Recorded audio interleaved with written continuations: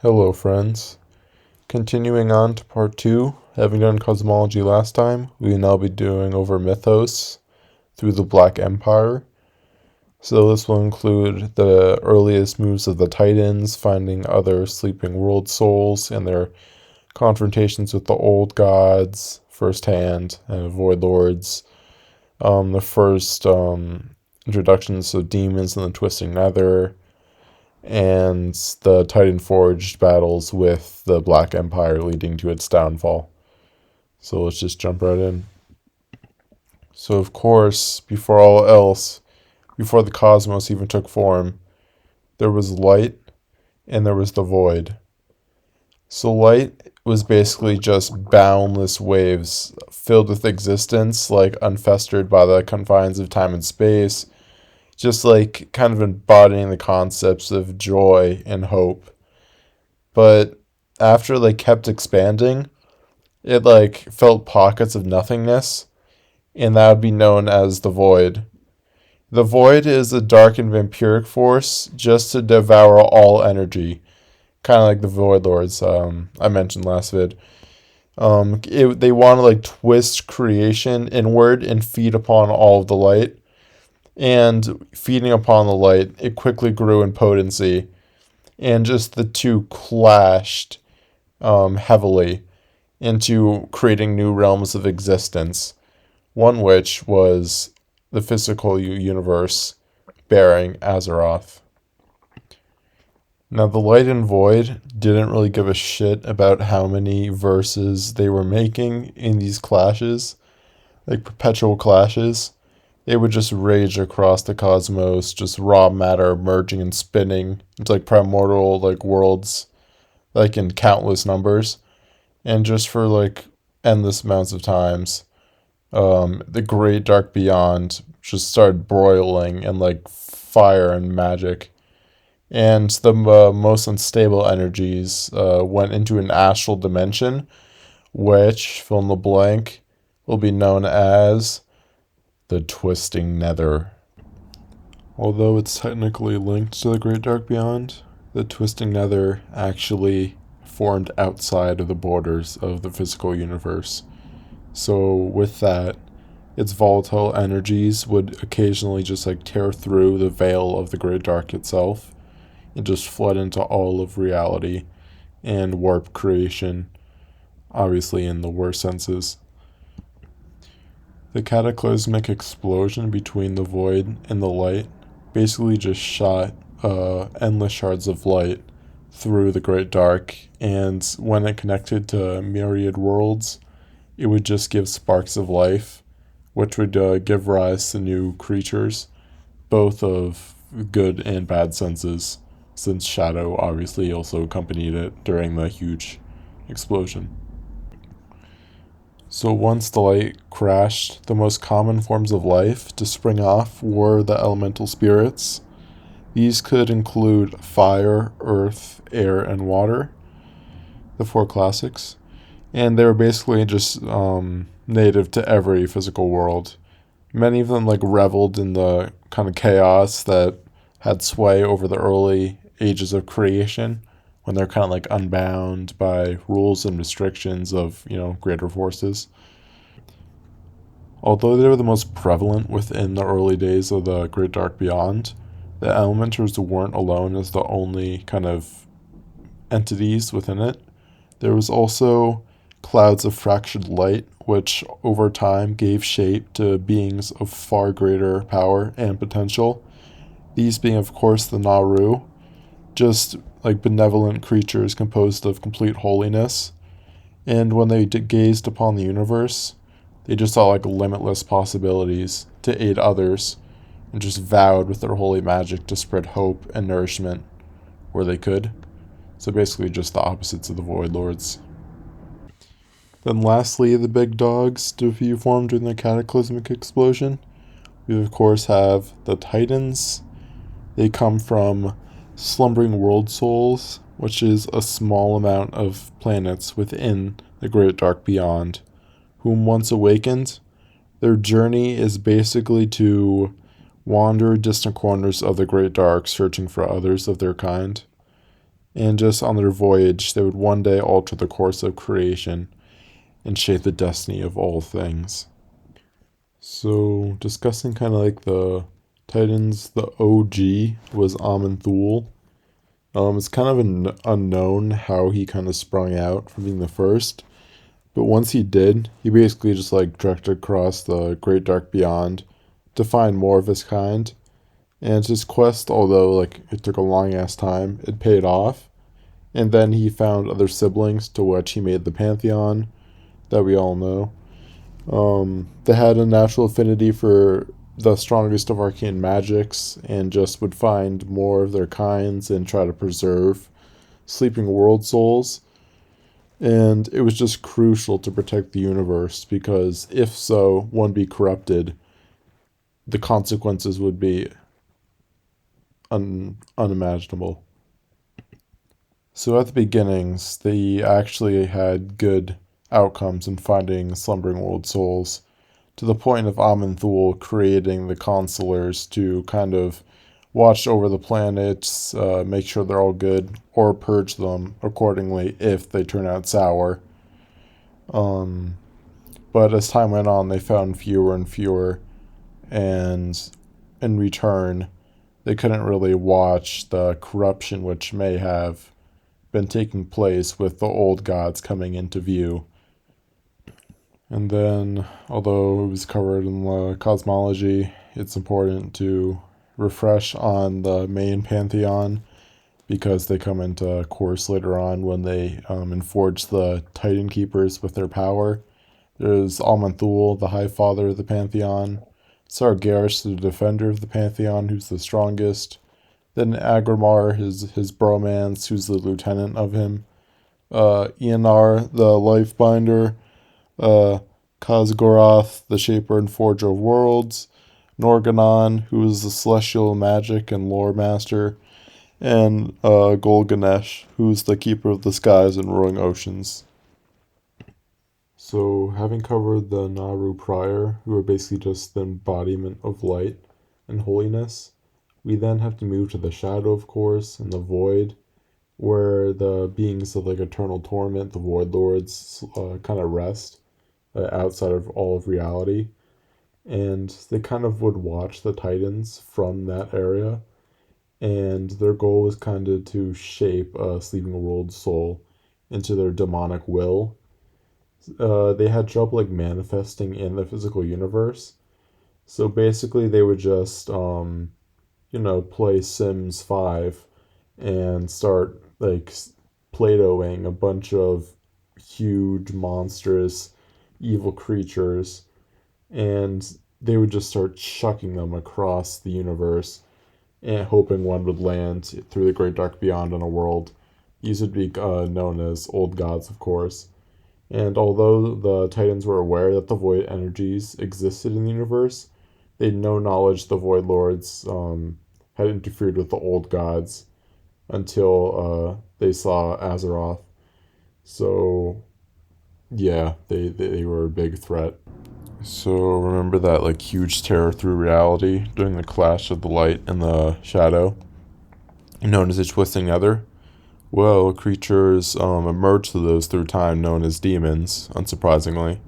They just formed as a result of those energies kind of bleeding together, and they just embraced like the rage and chaos, pushing the boundaries of their power and consequences, so they kind of like grew stronger with it. And they just indulged in like the vital energies of the Fel that pervaded the Nether. Some learned to wield the all-consuming power of it, and before long, the bloodthirsty demons like clawed their way into the physical universe, just like screwing with all the mortal civilizations and bringing complete ruin to endless worlds. And demons came in like many forms. It's not just kind of like stereotypical ones. Some are like two-headed void hounds. That's a classic. Who would just like roam the wastes of the Nether. They were like huge, gross beasts. Others were like infernals, who were just like fell matter and energy. They're like gross. And the kind of the greatest were known as the Dreadlords. They were kind of like the smartest. They were like very manipulative, and they were very strong in shadow magics. So mainly they like are the ones that like led like charges into mortal civilizations and just destroyed nation after nation. And just as like societies devolved and crumbled from within, the Dreadlords would corrupt their populations and twisting their innocence into horrific breeds of demons. So they were kind of like plagues too. And then the second big dogs of the demons were the Pit Lords, who would take more like direct, non-manipulative approaches to conquering worlds. They were just like huge butchers who would like torment mortals, who they kind of like crossed with, and it like would enslave like kind of the fodder demons, um, like through the Great Dark Beyond. And through time, as like they grew in potency, the Pantheon learned about their raids, and with that, like fearing the demons would disturb the Pantheon's request to find otherworld souls. The Titans dispatched their strongest Titan, Sargeras, and without hesitation, he basically just like popped off and started slaying like countless numbers. So once he started, popping off and flexing, he was just killing like an uncountable amount of demons. But since like their endless amounts poured through, there was still a great number who would just keep burning the worlds. And this kind of filled Sargeras with like an overwhelming sense of helplessness and remorse. Like sorrow. He never has encountered such evils like this prior. Like there was kind of no hope he felt.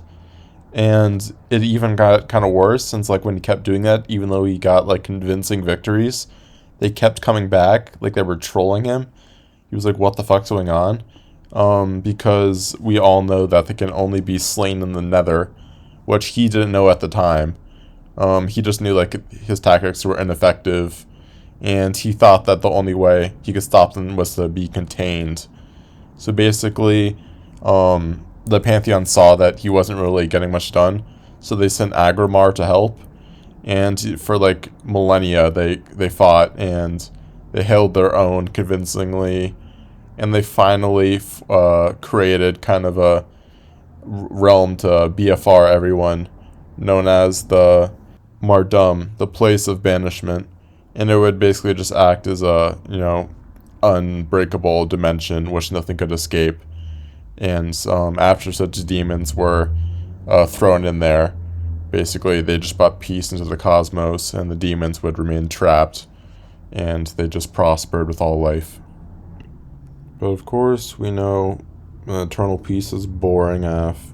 So as the Pantheon searched for more slumbering world souls and tranquility, Agrimar and Sargeras looked for more demons. And when Sargeras kind of like split to, try to be more efficient, it was like this time when he discovered the full horrors of the Void Lord's plans. He was the first one to see an old god in action. He was drawn to like a remote corner of the Great Dark where he like sensed great void energies. And then that's where he sensed the enormous creatures never seen, just tentacles and a huge black cloud across the whole entire planet. And like with growing horror, Sargeras realized it wasn't any world. He knew it was a slumbering world soul within it he could hear, and it was just a matter of time until it got corrupted. Since like the tendrils of the old gods buried deep, and kind of in a sense of like panic and just complete fear, Sargeras took out his big ass sword and just like sliced it into like butter. And obviously he was completely remorseful of this, and it was just the rage and anguish. And like once the other Pantheon members heard of this, they kind of all confronted him and like, dude, what is this rash ass action, you crazy fuck? And kind of Sargeras, he was the only one who's seen an old god so far, so he had some validation, but obviously it was still kind of extreme. He thought it was necessary, but he thought convincing them was futile since they're kind of all good boys. So they kind of kept like belittling him, and so like, what the hell were you doing? And he just like, he grew in fear and like anger since they didn't know what he was talking about. And with all this, he kind of thought that even a lifeless universe is better than one dominated by the void. This obviously like disgusted the Pantheon, especially Eonar the Lightbinder. You know, that reminding Sargeras all Titans have sworn to protect the living whenever possible.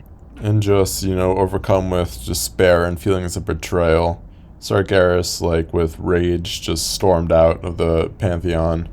And he just thought the others would never see his reason, since he was the only one who's seen an old god.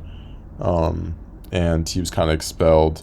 And that's the last time they saw a good boy, Sargeras, as one of their own. Now that we've covered the mythos, it's now time to delve into Part 2, Primordial Azeroth. In particular here, the rise and fall of the Black Empire. So remember when we said at the very beginning, some of the very first life forms to inhabit the universe were the elementals, and this took form greatly on Azeroth in the form of the 4 elementals and their reigns. This was obviously earth, water, air, and fire, and going into the elemental lord side of things, who would kind of wage war across each other, we had Alikir the Wind Lord, who would send his like Tempest minions to spy on his enemies and sow distrust amongst their ranks. He would pit other elementals against each other with like trickery to only unleash like full fury of his servants against their now like weakened foes. And he'd use like whirlwinds and such. But then there's Ragnaros, who despised Alikir's like cowardly kind of trickster ways. He was more kind of just like compulsive and brash, and he rather embraced like brute force, just like smashing people to bits with his hammer, Sulfuras. And he would basically just, whenever removed, like volcanoes would burst through the world's crust, and you know, just lava would spill through the lands. And he just wanted nothing more to like boil the seas and the lands, you know, for supreme rule over the other lords. Then the third was Thorazan the Stone Mother, who was kind of the most reclusive elemental ruler. She was like the most protective and defensive of her children, and would like chill in the mountain ranges waiting for enemy attacks. And once they kind of like wore themselves down, like, you know, climbing up everything, she would emerge, opening like giant chasms in the earth to swallow entire elemental armies whole. She was kind of like the trapper. And her most powerful servants would then be unleashed, kind of made of like crystal and stone, almost impenetrable. Then the last one of the seas was Neptulon the Tidehunter, who was also very wise and didn't fall for Alikir's traps and like schemes. He would basically just kind of observe others and then divide and conquer his rivals in like brilliant routes and strategy. And when they fled, Neptulon would like come all around and like just screw them all with like his tidal waves and water. And this would even like be higher than Thorazan's mountains. And these insanely destructive battles just like raged on for millennia and were seen as the strongest entities by far on Azeroth until, of course, dun dun dun, the old gods arrived. So you know, like the elemental lords just like reveling in this chaos until the old gods plummeled down from the great dark. They basically just like slammed into Azeroth's surface, embedding themselves like immediately into different locations around the world. These old gods towered over the land, like they would even be far above Neptulon's waves, and they were just mountains of flesh, tentacles, just covered with a bunch of eyes and teeth, and just like vomited despair and hatred amongst Azeroth, making their way down the world closer and closer towards the slumbering world soul. And as this happened, it kind of gave rise to 2 main races of like, you know, evil. The first were like the cunning and intelligent Niraki, also known as the Faceless Ones. And the second were the Akir, like just gross insectoids of like great resilience and strength. And as physical manifestations of the old god's will, both of these races would serve the masters as like huge simps. And through their new servants, the old gods expanded the borders of their remote dominions.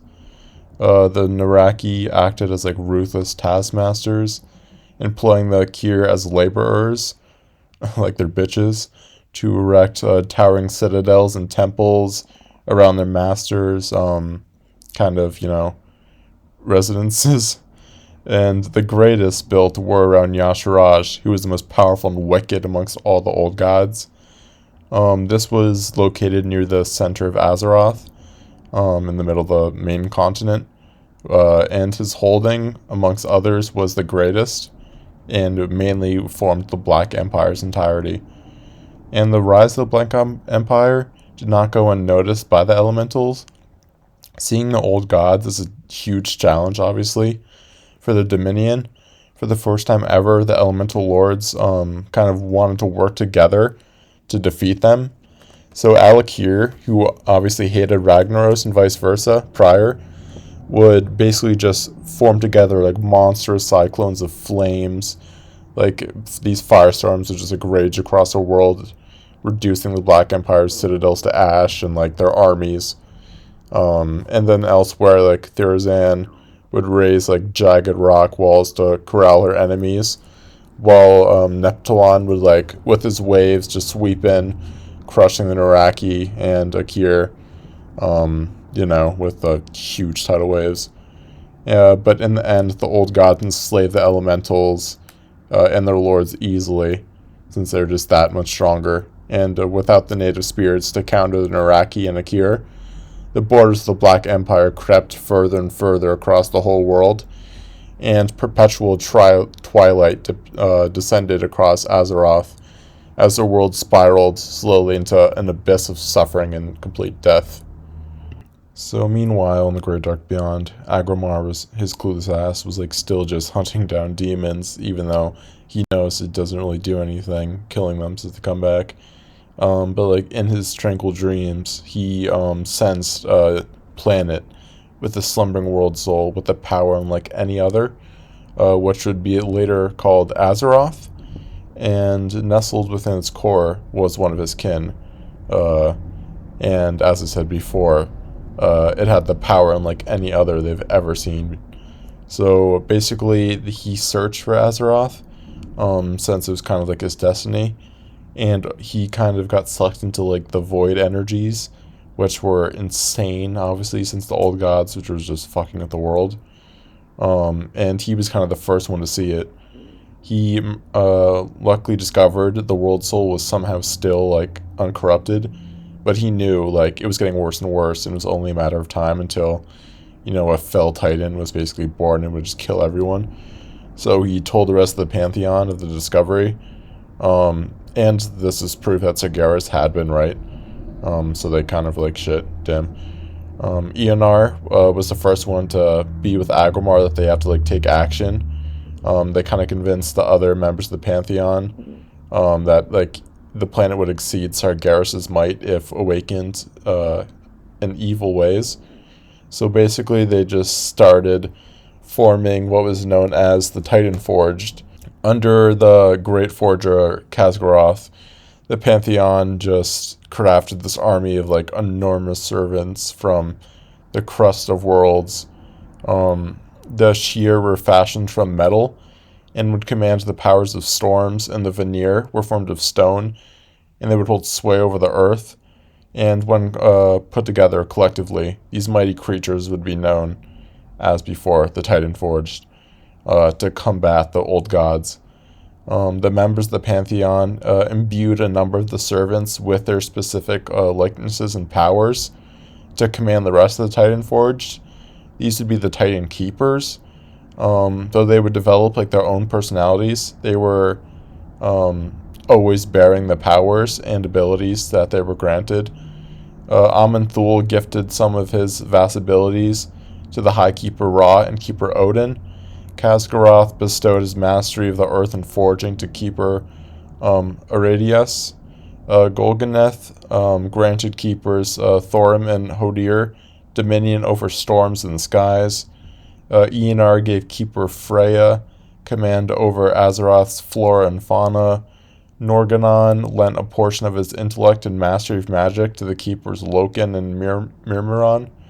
And lastly, Agrimar imparted his strength and courage to the keeper Tyr, who's a badass, who would become the greatest warrior and legend, like within the Titan Forge. And with this new dope-ass army, the Pantheon said, it's basically time for war. Let's fuck them up. So leading the assault were the Titan Keepers, who basically just slammed into the Black Empire's northernmost holdings. And the resilience and strength of the Pantheon's armies basically made them like an unstoppable force. They unleashed like the wrath of gods upon their enemies, scourging legions of Naraki and Akir, and sundering their temples kind of easily, making ground. The Titan Forge actually caught the old gods completely off guard. They kind of like reeled in these stone and metal skinned invaders, but they were determined to not lose over Azeroth. They really needed the soul. So to reassert their dominance, the old gods called upon their greatest lieutenant Zimps, the Elemental Lords, since they enslaved them after they beat them. The enraged Elemental Lords now, and their minions basically just surrounded them on all sides, and a huge dope war was taking place with like all the elements against the keepers. But through like resiliency and strategy, the keepers came out on top. Like Tyr and Odin volunteered to confront the most destructive elemental lieutenant Ragnaros. Like the battle raged for weeks, engulfing the lands in fire. Yet the keepers came up on top through straight force and will. They were kind of like OP. Oratius and Freya would unleash their powers upon Therazane, the Stone Mother, to protect herself and her minions after losing. She basically just said, like, screw this, and all of you, I'm just going to encrust myself. And then Ra, Thorim, and Hodir waged war against Alakir, the Windlord, using their mastery over the skies and storms. They forced him back and kind of used his skills against him. In the end, they basically just made him like go up to his domain up top. And then lastly, they teamed up on Neptulon, mainly led by Loken and Mirmiron, who used like their wits to harry and outmaneuver Neptulon's forces. And ultimately, Loken unleashed his arcane powers to freeze and shatter all the water, while Mirmiron crafted bonds to imprison Neptulon himself. So the Keepers are pretty OP. And although the Elemental Lords had been defeated, the Keepers knew that they couldn't destroy the beings, since the Elementals were bound to Azeroth itself, and if they were killed, their corporeal forms would just manifest again in time, kind of like the demons. So Ra thought of a solution that imprisoning the Elementals, like the Sargeras did with said demons, would probably be their only option preserving Azeroth. So they basically just created the Elemental Plane and banished them in there. So Ragnaros and the Fire Elementals were exiled into the smoldering corner of the Elemental Plane known as the Firelands. Thurazan and the Earth Elementals were locked in the caverns of Deepholm. Alakir and the Air Elementals were imprisoned in the cloudy spires of the Skywall. And lastly, Neptulon and the Water Elementals were sucked into the fathomless depths of the Abyssal Maw. And only a few elementals kind of like escaped into like through this.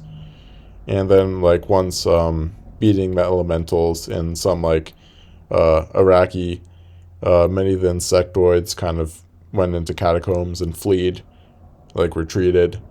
And then obviously they were like, now it's time to face the big boys, the old gods. So having pretty convincing victories against the elementals and the Kier alike, it kind of gave like a good sense of morale towards the Keepers. But they were kind of like shitting their pants, coming closer to the old gods, mainly Yasharaj and like his temples and such, which was their main goal. So like they would obviously like swarm the Naraki as they got closer, and like the temples, basically just like piles and piles of Titan forged and Naraki corpses and rubble were like filling the grounds when they would approach the Yasharaj. And basically he was much more powerful than the Keepers expected. Keep in mind, as before, Yasharaj was the most powerful and wicked of all the old gods, and he easily just mind hacked all of the Titan Forged, like, simultaneously. Like, they were screaming on the ground. The Yasharaj was drawing out all their fears and darkening their thoughts. And keep in mind, these are the Titan Forged that were imbued with the Titans' abilities themselves, and Yasharaj was just clowning them. So the Pantheon grew concerned that basically Yasharaj was, like, one-shotting their entire army. So, despite the risk of, like, harming the world, they thought they needed to take direct action. So Amanthul over here just, like, puts his hands down and just rips Yasharaj's, like, withering body from Azeroth's kind of rocky grounds. And he just tore it. And just, like, his bulk was ripped apart, and the rattle of it, like, shook the mountaintops and obliterated hundreds of thousands of Titan Forged where they stood. So it was dead, but its tendrils, like, ripped through Azeroth and left, like, a huge wound of arcane magic kind of just, like, bleeding out into a pool. So, like, horrified of the turn of events, the Pantheon realized it could not risk killing any other old gods, since they were, like, stemmed in so deep within the planet. So, basically, the Pantheon knew that the only course from now on was to imprison them, kind of like the Elementals, where they would, like, contain their evil forever. They knew it was going to be, like, difficult since their potency was insane, the old gods, but it would be possible with the aid of the Keepers, who were still pretty damn powerful. And at the Pantheon's behest, the Titan Forge devised a plan to shatter the last of the Black Empire's, like, reign forever. They would battle each of the old gods directly. Once they weakened the creatures, Arcadus would create, like, subterranean chambers to contain all of them. Mimiron would, like, fashion colossal machineries to lock the old gods in place. And when these works were done, Loken would imbue each prison with a great enchantment, which would neutralize the old gods' evils. So, like, when their plans formed, the Titan Forge began their campaign. Like, they rained their battles across the whole entire world, with Nazoth first, and then once they overwhelmed him in a close battle, like, they attacked Cthulhu, even closer than Iraqi, assaulting them, and much like Nazoth, very close one, but they defeated him. And then only one old god remained, the vicious and cunning Yogg-Saron, who's an absolute stud. He would not fall so easily. Once, like, they got close to Yogg-Saron, he unleashed his big boys, the Cathraxi, who were just, like, huge faceless ones, basically. They were, like, Warbringers, larger and more resilient than other Naraki. They possessed, like, huge amounts of strength and intellect and, like, magics. And they could, with such magics, even drive the Titan Forge to madness. So, like, the giant tentacle-faced Cathraxi basically just, like, bitch-slapped the remnants of the Black Empire into, like, fighting back, since, like, they were so much more superior compared to the rest of them. So they swarmed the Titan Forge. They were about to, like, lose, but then Odin kind of pulled a bit of possible piss, and he kind of, like, did a spell which, like, it was an illusion spell which made the Cathraxi see themselves and Yogg-Saron as enemies. So when they were getting, like, beat up, they suddenly, like, turned around and started beating each other up. And that led enough time for them to neutralize Yogg-Saron himself and imprison him. And with that, led to the defeat of the old gods and their servants. And in return, they would heal the great wound within the world known as, later on, the Well of Eternity. And that is the fall of the Black Empire. Okay, so that should do it. Thank you for watching. I will give, for this chapter in the lore, the Jobber Award to the Elemental Lords. Although they are cool, they lost twice in pretty embarrassing fashions. And for the Stud Award, I will give it to Amanthul, who ripped apart the most powerful dope-ass old god like a twig. So yeah, don't know when a new episode will coming, hopefully soon, and Peace.